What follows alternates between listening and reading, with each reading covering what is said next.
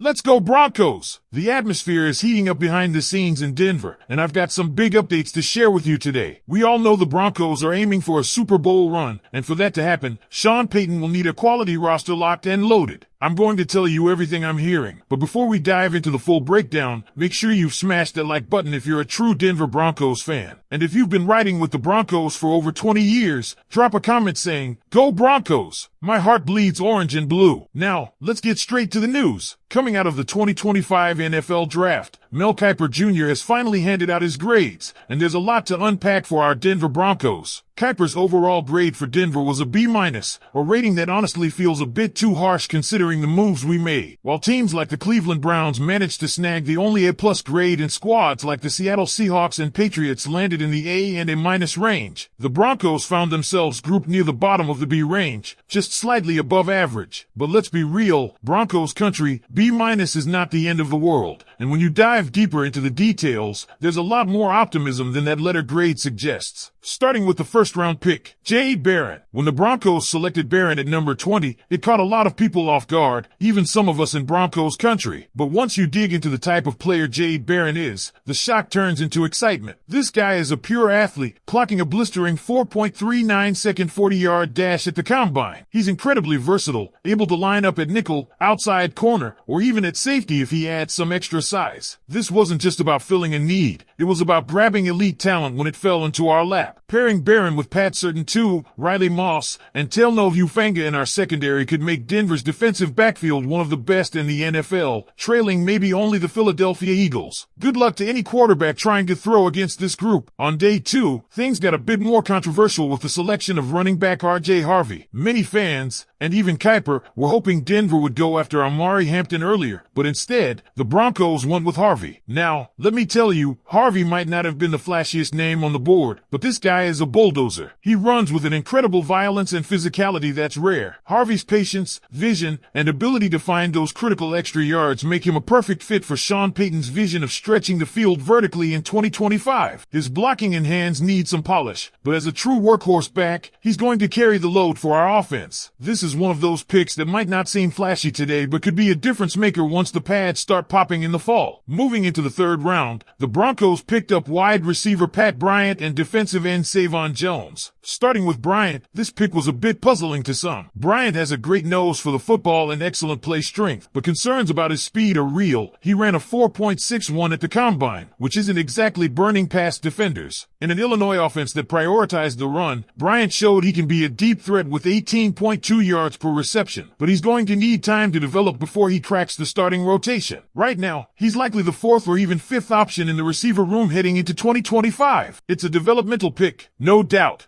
Savon Jones, meanwhile, is a mountain of a man at 6 feet 5 inches and 283 pounds. He's coming into a situation where he won't be asked to start immediately, learning behind veterans like Nick Benito and John Franklin Myers. Jones has the size and strength to eventually become a force on the defensive line, and with Franklin Myers potentially moving on after 2025, this could be a seamless transition. Denver is building depth and planning for the future, which is exactly what smart organizations do if they want sustained success. Later in the draft, the Broncos took Q Robinson, a developmental edge rusher. He's got incredible athletic traits but still needs refinement before he's ready to contribute. Then there's the 6th-round punter pick, a little crazy on the surface, but if you can flip the field and pin opponents deep, it can quietly win games. Finally, in the 7th round, they grabbed Caleb Lohner. To be totally honest, there's still a lot to learn about Lohner, but at that stage of the draft, it's all about finding diamonds in the rough. Now, one criticism that sticks is that the Broncos didn't address the tight end position earlier, despite having Evan Engram on the roster. Engram's a great weapon over the middle, but if he gets hurt or leaves after his contract ends, the Broncos don't have a clear replacement waiting in the wings. That's something that could have justified taking a tight end over someone like Pat Bryant in the 3rd round. Overall, while Kiper's B-